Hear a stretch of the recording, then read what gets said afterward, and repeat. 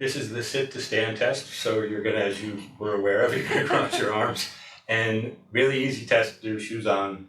You time in seconds how long it takes for them to go a complete sit to stand transition 5 times. Okay, so you're in that position, you feel stable, you feel comfortable? Yeah. And are you ready? 1, 2, 3, go.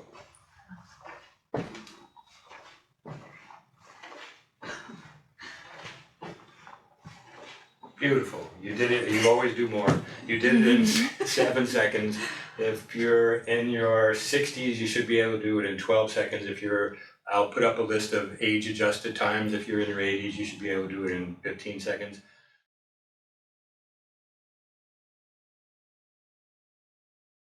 The next test is the 10-second balance test. To do this test, you stand on one foot. You can touch the opposite leg behind your leg. You keep your eyes open, you're barefoot, and you see if you can balance 10 seconds with your eyes open. You get, yeah, did you just do that? You get 3 tries. Yeah, you get 3 tries. That's just because the camera was on, I'm sure. Yes, so, and 1, 1,000, 2, 1,000, 3, 1,000, 4, 1,000, 5, 1,000, 6, 1,000, 7, 1,000, 8, 1,000, 9, 1,000, 10, 1,000. Perfect. So you pass that test. You could go on for a long time with that.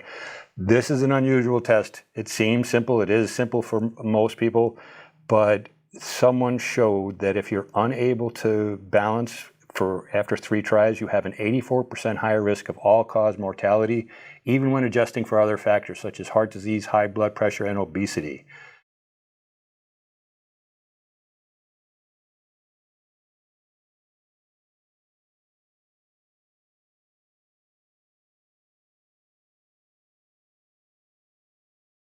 The next test we're going to do is called the heel raise metronome test. You can get a metronome on your phone and just set it at 60 beats per minute. And to do this test, you get any 10-degree, we're using a ToePro here, but you could use any 10-degree wedge, and you're going to put your one foot on the wedge surface or the ToePro, then you're going to lightly touch the wall for balance with your hands, and Kai, you might want to get a picture, and use both hands, and it's fingertip contact only. So you're not going to put a lot of weight in your fingers, so you're just lightly touching for balance, but yeah, just a little, like 3 ounces of pressure. Now you're going to bend this knee, and when we turn the metronome on, you are going to raise your heel. You're going to keep your knee straight, your spine straight. Wait 1 second. You're going to keep your knee straight, your spine straight, and then as you raise in time to the metronome, you want to go as high as you possibly can, and then down, but you have to time so you're at the high point with each beat. And off we go and start counting, and go. Knee straight, and 1, 2, 3, 4, 5, 6, 7,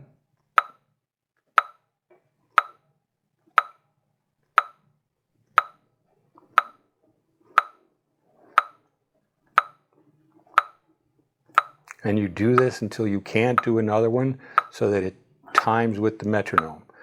You are considered failed if you put too much weight in your hands or if you do not hit. So how many did you do with that? 27.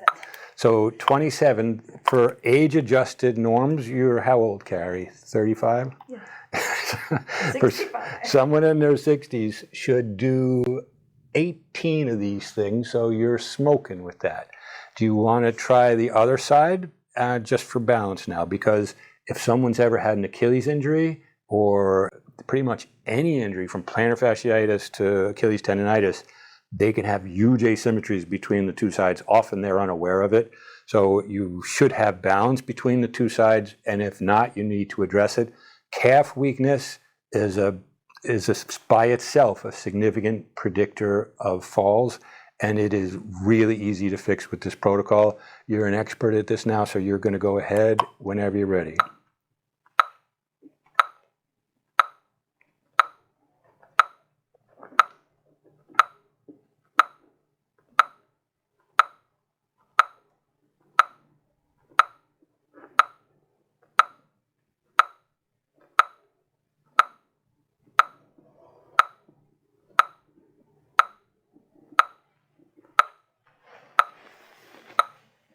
Ooh, okay. How many did you do? 27. Good. Athletes in their 20s. Professional athletes I've seen, professional marathon runners, can often do in their 50s. Most people can do in their like low 20s, and people in their 70s and 80s, because especially if they're non-exercisers, they often can't do any. They'll be able to do 2 or 3. And the good news is, the worse you are at the start of this, say you can only do 3, the better the outcomes, because the strength gains are really quick. It's really hard for someone to progress like Carrie, where you had that kind of strength. But if you can only do 2 or 3, in 3 months you'll be doing 10 or 11. So don't get frustrated by it. Really easy to do, especially when you strengthen your toes at the same time.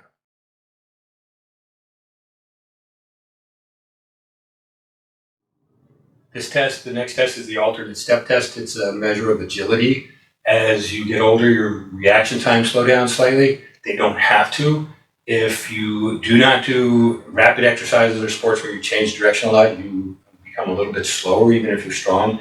So this measures the speed of action. So you have to be able to do 8 steps in 10 seconds. So let me have you run through 1 step. So a step is all the way up, all the way down. So left foot would go up, and it ends when the right foot goes down. And to do this test, you have 10 seconds to do this.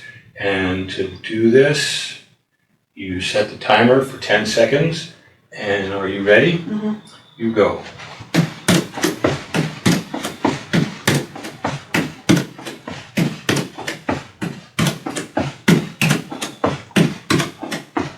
.5 seconds. You went past 8 steps. She does that all the time. So she did 8 steps in 9.5 seconds.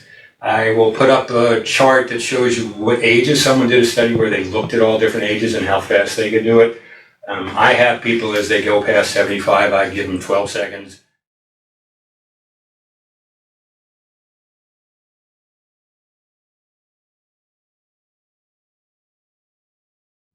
This test is called the near tandem stand test.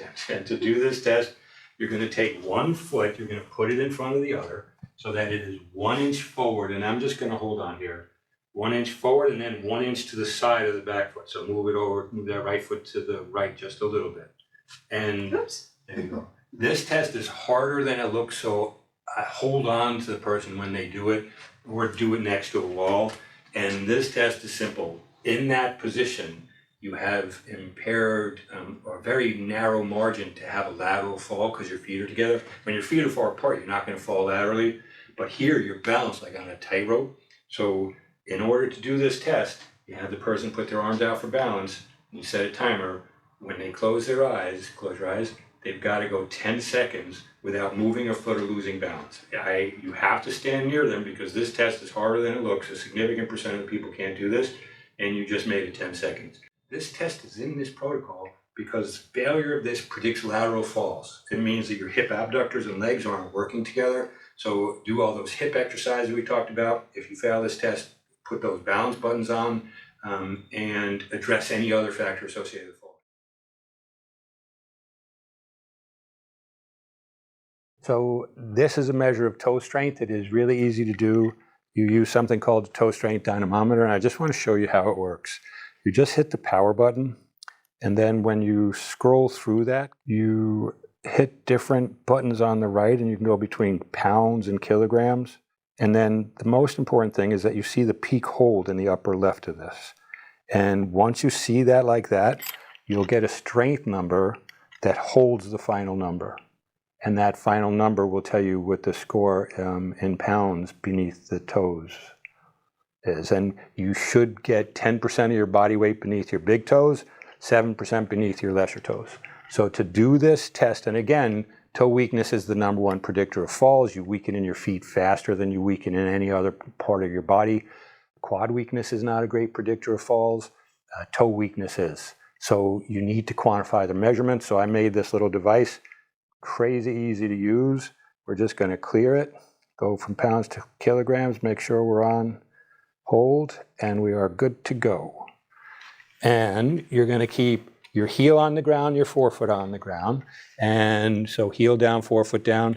You just take this card, and when you do the big toe, you put the long portion under the big toe. Again, it just takes seconds to do. If someone's really strong, I want to pull it like this. I don't like pulling it like this because it jerks. So I am going to have you keep your heel down, your forefoot down. Now I'm going to pull this out. You stop me by pushing down. Stop me, stop me, stop me, stop me, stop me. She's been doing foot strengthening exercises for a long time. So she got 17.6 pounds. So unless she weighs 180 pounds, you did really well on that test. She's been doing ToePro exercises for 2 years, so it's good that worked out. Then you press the 0 button here again, and it goes down to, it resets it at 0. Now you want to check strength beneath the 2nd through 5th.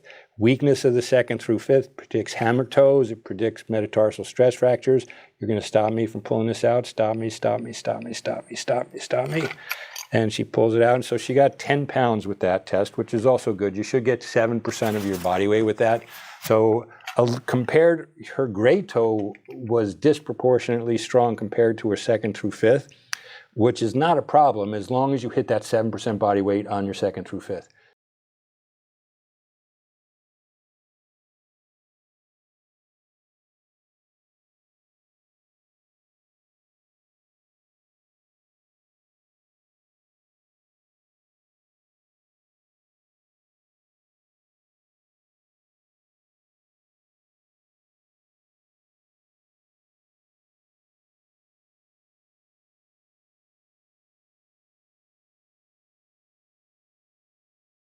It was a paper published in the American Journal of Sports Medicine years ago. An orthopedic surgeon had to rehab high-risk football players, and they had previously sprained their ankle. They were overweight. Both of those factors have like a 90% recurrence of ankle sprain. So Carrie's already started doing this protocol. You just stand on one foot. I had that foam pad specially designed to match the McHugh protocol in the study, but I softened it a little bit so your foot moves faster. To do this intervention, you just stand on one leg. The shoulder on the side you're standing on has to be near a wall in case you fall laterally. If you fall medially, if you start to fall inwardly, your foot's there.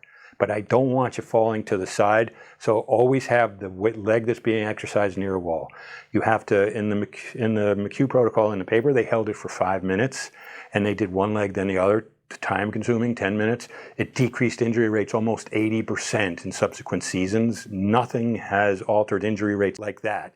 I normally give this protocol to high-level athletes, but I've noticed that anyone over the age of 50, and remember that data that we had talked about, you lose strength at a certain rate, you lose flexibility at a certain rate, you lose balance at a much, much greater rate. And that study that I was talking about before, 1,700 people who could not do that balance test for 10 seconds, the mortality rate was astronomical in the people who failed that test. And it was a better predictor of death than high blood pressure, obesity, and high cholesterol. And the inability to do this can be fixed with this protocol. You do 3 minutes on each leg and then turn in the other direction. I tell people when they're doing this, you're gonna get sore in your hip abductor because your hip works with your ankle to help you balance. In fact, your gluteus medius is a very important stabilizing muscle. It's called a proprioceptive muscle. It tells you where you are in space. It has a lot of spindles in it, which are sensory organs that tell you its length and its velocity of movement. So if you start to tighten there, just step off of it. 3 minutes is a long time. It doesn't seem like it. Everybody thinks this is going to be an easy protocol. It's one of the harder ones. And if you've got some time, do the entire McHugh protocol, 5 minutes on each foot. But your foot, most people are touching the ground a lot more than she is. I'm touching every 10 seconds when I do this, but you've been doing this for a while, so your balance is good. If you feel unstable or if you start to cramp in here, put that left foot on the ground or even step off of it and rest for a second. And that's the entire protocol for the McHugh protocol.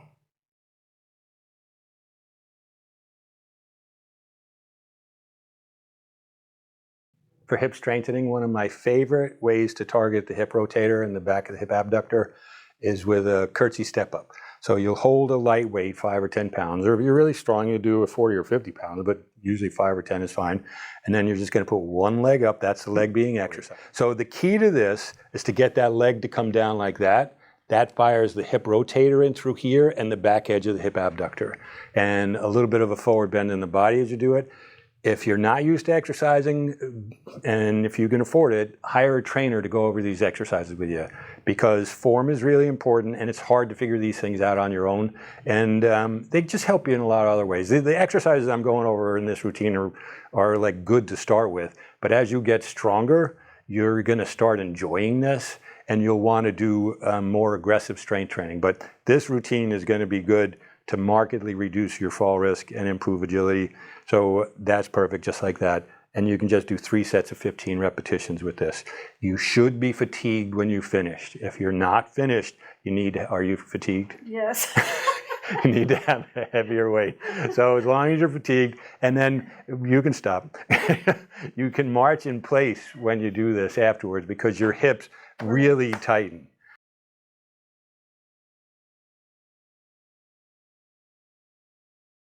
You can do this with your watch.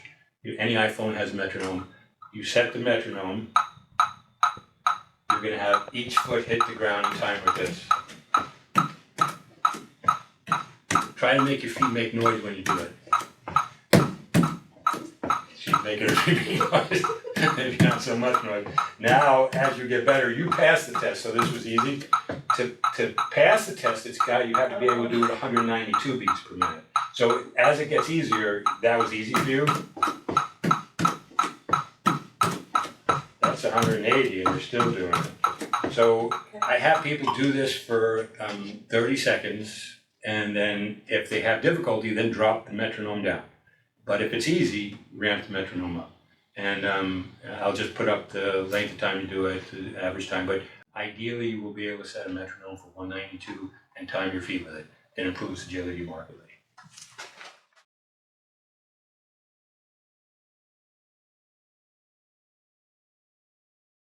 There are 2 different exercises to strengthen toes. Because so many falls happening at the initiation of gait, I made this device specifically to stop falls at the initiation of gait. I had the bottom skived out here, so it compresses more. So this allows me to duplicate the exact position the Goldman paper was in.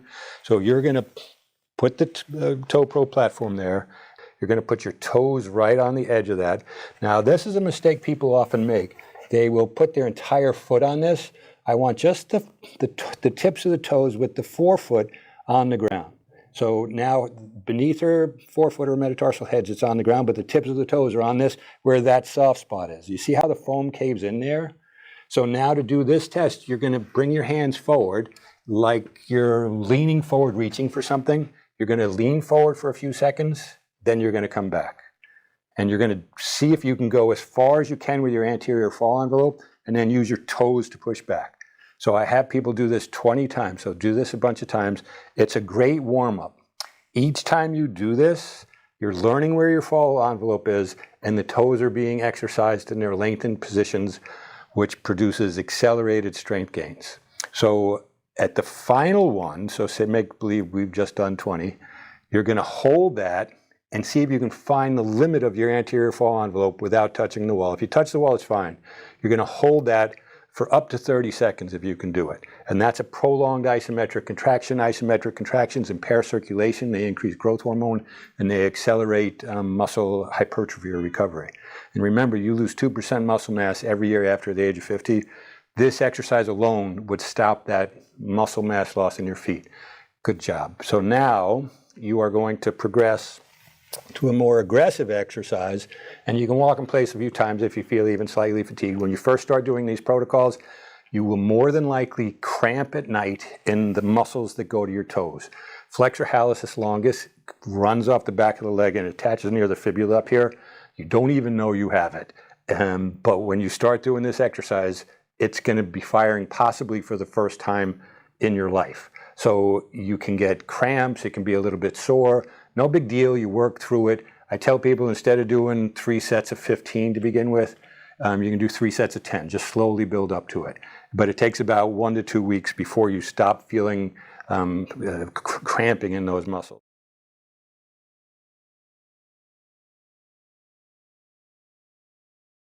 To do the conventional ToePro exercises, you're going to do what Carrie's doing right now. You're going to start with your knees straight, and your toes as you go up, You're going to roll in onto your big toe. You really want to see that foam compressing down, which she's doing a great job with. Most people don't. So just practice. Once you get the hang of it, you'll see those toes going down. As she goes up, you want to put more pressure on the inner forefoot. That fires a muscle called peroneus longus, which prevents lateral falls. And as you go up, it also fires peroneus brevis. And I'll put all pictures of these muscles up. That prevents you from falling sidewards. So when this is firing, you see this muscle right here? And keep going, Carrie, that's perfect. That's the medial head of the gastroc. The medial head of the gastroc has a more vertical angle of approach, and it's the muscle that keeps you balanced when you're standing still. So if you're really tight in that muscle, you're at an increased risk for fall. A study out of Iran showed that people who stretch this muscle for relatively short periods of time, 4 60-second stretches, they were less likely to fall. But strength in this muscle is really important. This is how it's isolated. You can target the lateral muscle over here a couple of times, lateral gastroc, by doing this exercise with your feet pointing in. But Carrie just did a whole bunch of them, so we're going to do one set of 15. Then for the next set, and if you want, you can stop and stretch for a second. And if you're feeling up for it, you can start your next set right away. Usually people wait around 30 or 40 seconds. You feel okay?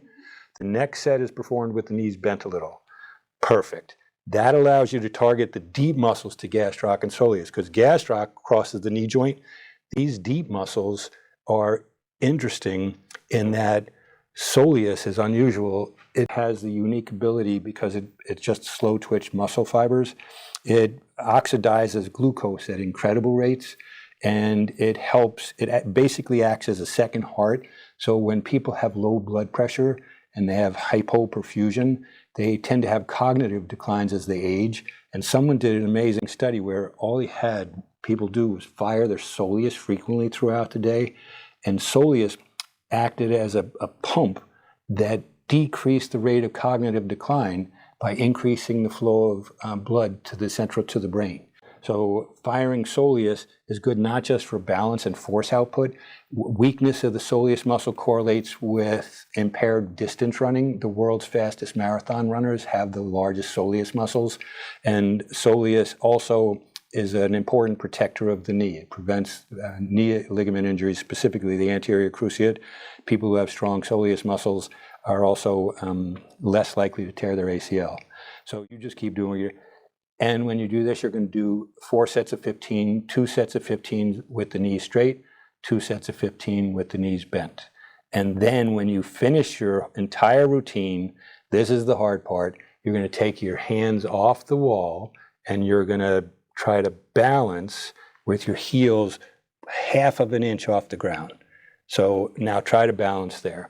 What I love about this for fall prevention is that it's really difficult to balance regularly. But because the foam is soft, it requires an immediate exaggerated reaction from your toe muscles to protect you from a fall. It's the easiest thing you can possibly do.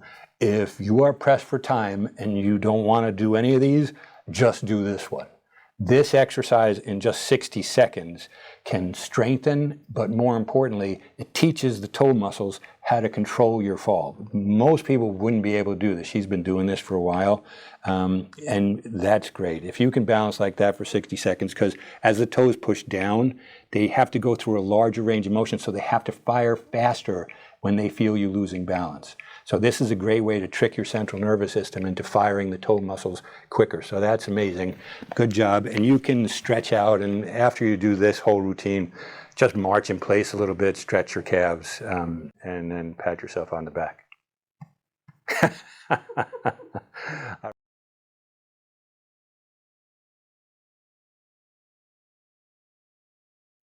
So if someone has limited inversion or eversion, or they just want to make their ankle strong, this is a very common treatment intervention after ankle sprains. There's a 2-to-1 rockboard. Most rockboards tilt 16 degrees in each direction. And since your foot only tilts 10 degrees one way and 20 degrees the other way, it's too much one way and not enough another. I custom made a rockboard that tilts 9 degrees in one direction for eversion and 18 degrees the other direction. So to do it, there's an abrasive edge on this.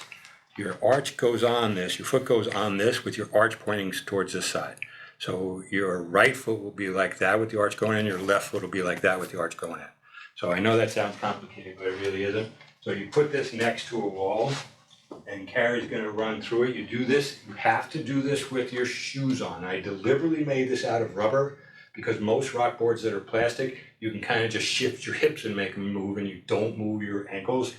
Because it's rubber, it bends and you have to fight the bend. If you do it barefooted, you bend the sides like this and it's not as effective. So shoes on, you stabilize it with your left foot just to hold it still as your right foot finds that center balance point.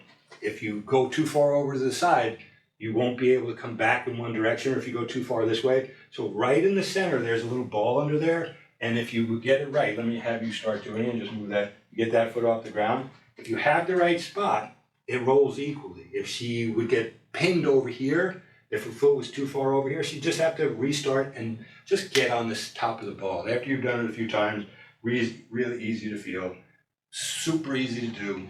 Because it's the right foot and the right foot rolls like this during push-off, you're gonna do 60 counterclockwise rotations on the right foot, then you're gonna spin and do 60 counterclockwise rotations on the left foot. Remember, when you spin it around, you have your arch pointing towards the other side, so you have to rotate the whole thing. And on this side, you're gonna go clockwise on the left side. That duplicates that inward roll towards your big toe that happens when you're walking and running. And really easy to do. You just do 60 repetitions. If you have the strength, you can do 2 sets of 60 repetitions.